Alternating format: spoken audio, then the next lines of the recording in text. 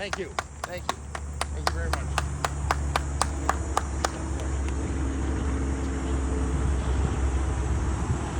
Kim, that was terrific. Thanks. I known Kim for several years. Up until I kind of put this on, I would work out every night at the gym, and Kim would work at the front desk. And every time she'd make a point to say hi to me. And there were times where it became where I actually wanted to have it where I tried to sneak out the front there when she would talk to someone, but she'd always make a point to still say goodbye to me. I know, yeah, Kim, you're great. You helped me on drinks and seats, everything.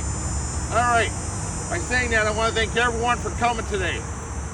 And I also want to say hi to several people in addition to Kim. I got some real good friends here. I got some coworkers who've been beer with me at the ballpark here. Thanks for coming. I got my lovely daughter, Michaela. She's in back. She's smiling.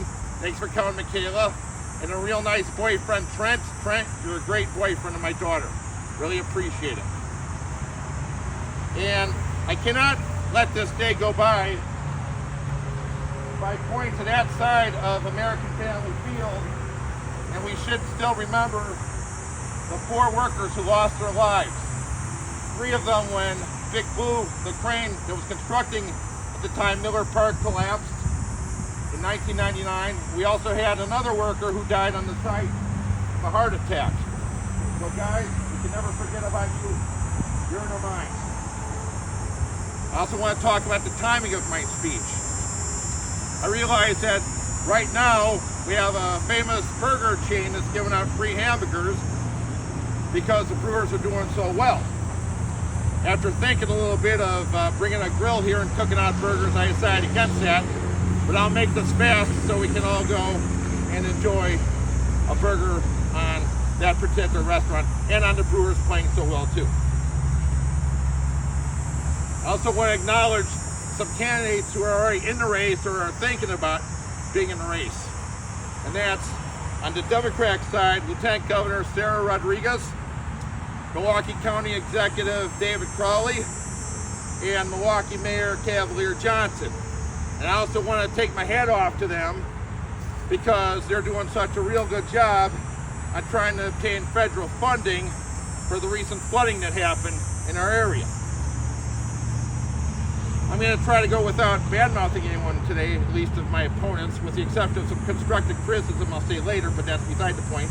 But looking across the aisle to my former party from once upon a time, the Republicans, I also want to give a shout out to Bill Berrien and Josh Showman, that being the Washington County executive. And I have to acknowledge that both of you have served in the military just like myself. I've been a Wisconsin resident for over 50 years now. I was born in Oklahoma City.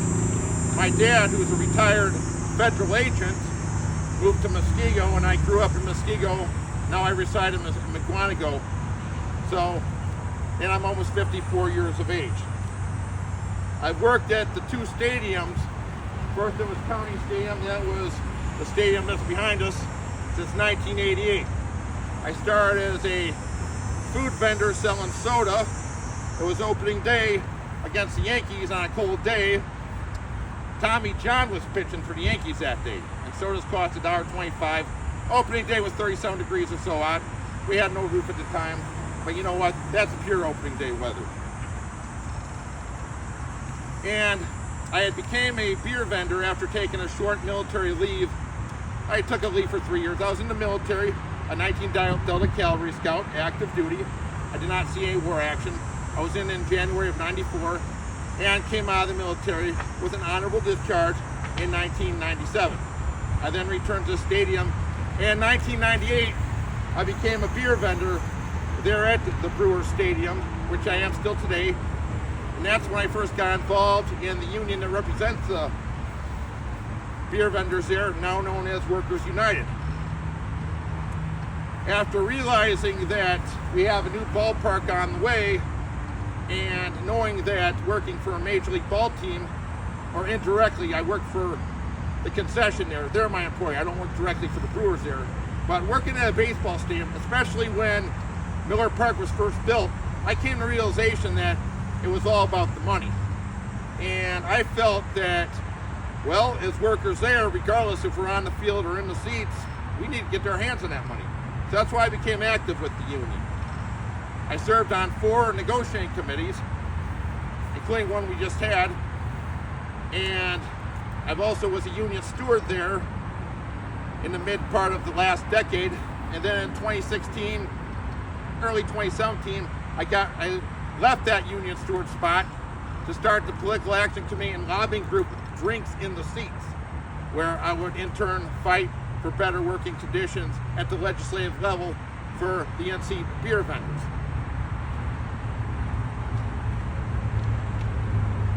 So today, I officially announce my candidacy as a Democrat for governor in the great state of Wisconsin. Woo! Thank you very much. I was saying a mouthful too. Yeah, I'll be focusing on the working class and their families. Gone will be Act 10, first chance I get. Gone will be right to work legislation. I want to make it harder for employers to fire workers, fire hard-working workers. Workers are doing their employers a favor by choosing to go and work for them and stay with them. It really hurts a lot when you go and tell an employee that they're no longer working there. It really hurts more that someone from Human Resources will tell that employee that they're walking out the door that the law says you can be terminated for any cause. Now there might be a few caveats to that. That's why I advocate organized labor. If I could, I'd have it where unions are mandatory in the state of Wisconsin for regular employees. I also want to watch some environmental issues that are going on that, especially for the working class, or affects low-income families. On my first day in office, I'll sign an executive order. Those emission tests you have to take with your cars every 2 or 3 years, I want those outlawed. What's happening, people are having to buy and drive beaters, which often require some emissions upgrades, or when that check engine light goes on. And you see that notice come in the mail for your registration to be renewed, and it requires a emissions test. Well, some people just don't have the money to get their cars fixed for emissions. People are driving their cars in there to fail emissions tests, and it requires that they have to go and buy a $200, $300 device so they can get that check engine light off their car. A lot of people actually put that mail aside and forget about it. Some are driving with expired registrations, which should really be renewed if they would have just went and paid the some odd dollars to go and just get the new sticker. Then what happens, it catches people off guard. Another letter comes in the mail, and it comes right from the state. I verified this about a month ago. It says that your car is illegal to be driven unless it's being driven right to an emissions testing station. All right, well, I find that a little bit kind of unfair. Today's day of age, a lot of people need to put that money for groceries and supporting their families. We do enough to support the environment anyway. I'm also would be against the expansion of E10 gas. Also, when you go right ahead and let's just say someone wants to go and shut down the expansion of a pipeline, well, what you think you're saving the environment, but what you're doing, you're costing people jobs, you're costing construction workers jobs, you're costing people jobs in the oil industry. I'll say that we should be concerned about the environment, but we're going a little bit too far with that. That's why I say this. Go to a store, get yourself one of these. Put your recycles in it. Where I live in McGuago. I rent, and I give my co-tenants kudos because we got that dumpster full of recyclables, stuffed with recyclable goods all the time. Bottles, cardboard. We do a good job over in McGuago recycling things. So we could still just buy yourself one of these, $15 at your local hardware store. Start recycling. Boom, we're helping the environment right there. Times are tough, ladies and gentlemen. And also about President Donald Trump. Where's he going with all these tariffs? I mean, if he had an idea for this, it's proven to save us money, sure. I mean, we're about ready to fall apart here with these tariffs. If I were in his shoes, I would just left it alone.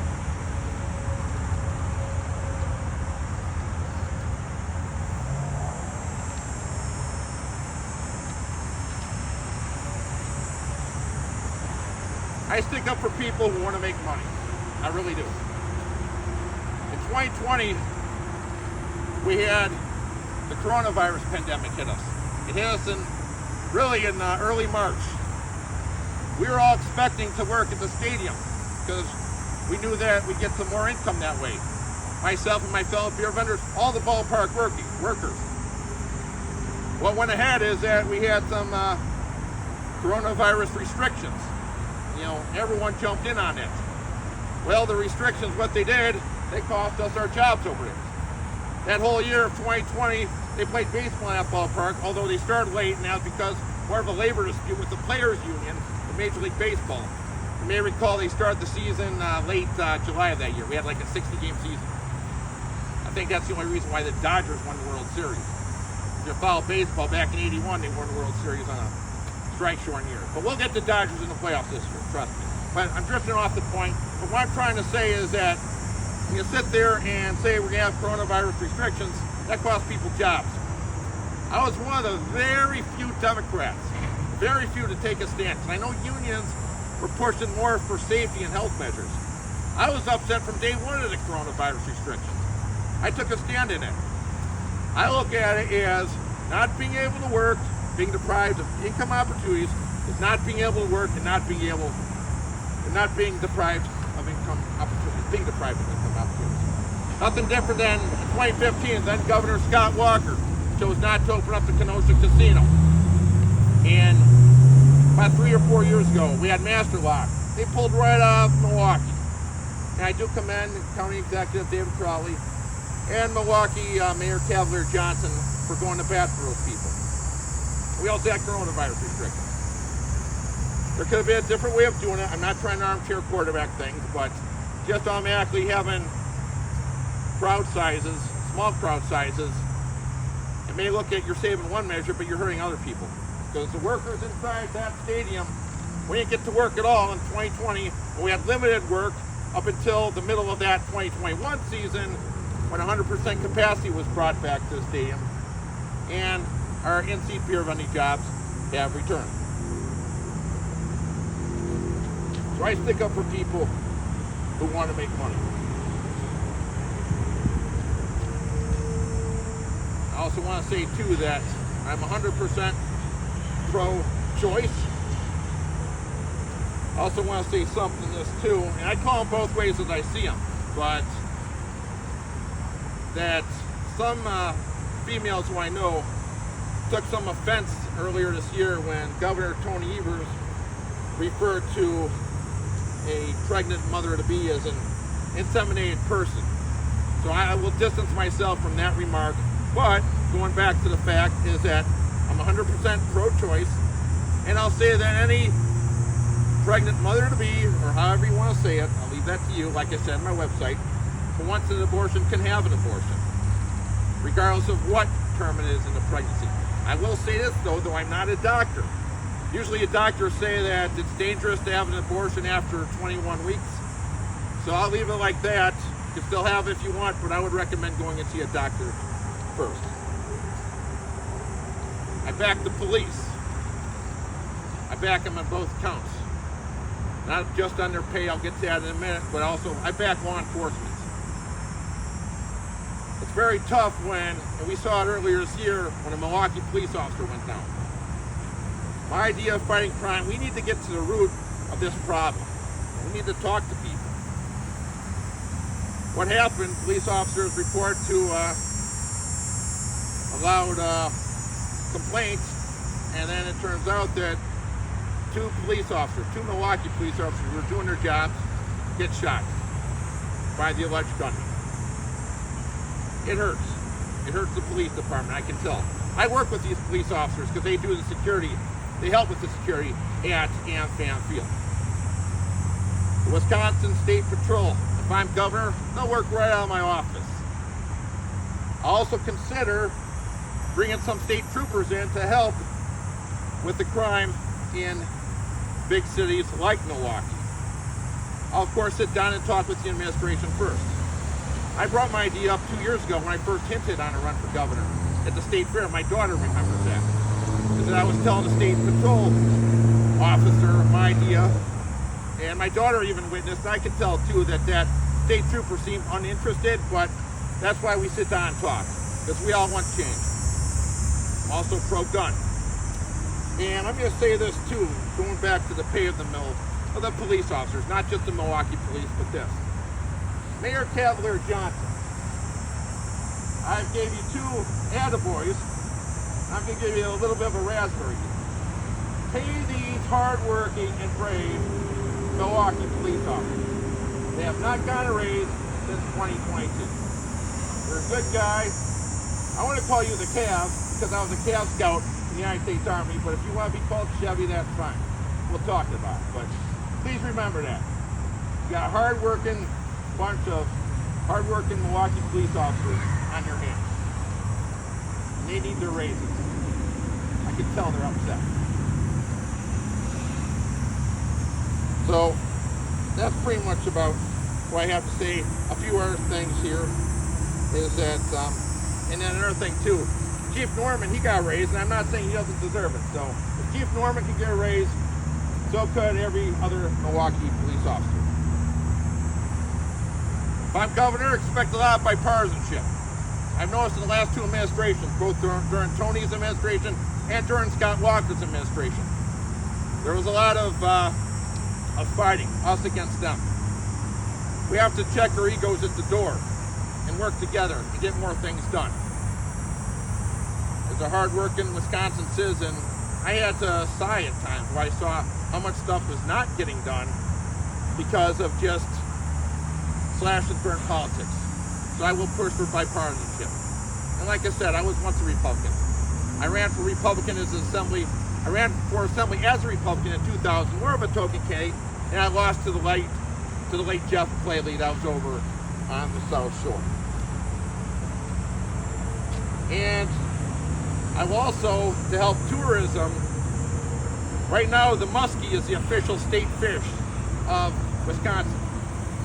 The muskie is a great fish. My dad and I remember catching a big one on Eagle River back in the late 70s. I netted it. My dad and I still talk about that story. But I think we're going to promote the sturgeon to being Wisconsin state fish, if I have to say it. Reason being because it can help tourism. Recommend going up to Lake Winnebago and their sister lakes in February and watch the spearing. Something to do, especially in the non-summer months. And then soon after that, in April, we go up to Shawano, the Wolf River Dam. I've been up there a few times. It's awesome. Sometimes the DNR is up there. So like I said, muskie, your days of being the state fish of Wisconsin could be numbered. I know it's nice to mount those things. I never heard anyone mount a sturgeon. So, before I go ahead and say, let's eat. Why don't we dry up first? And I do have I want to give a special thanks in advance to our president, Mr. Donald Trump. Thanks for going ahead and signing that disaster declaration, bringing much needed federal dollars to the flood victims here in southeastern Wisconsin. All right, let's eat. Let's play Pink Floyd.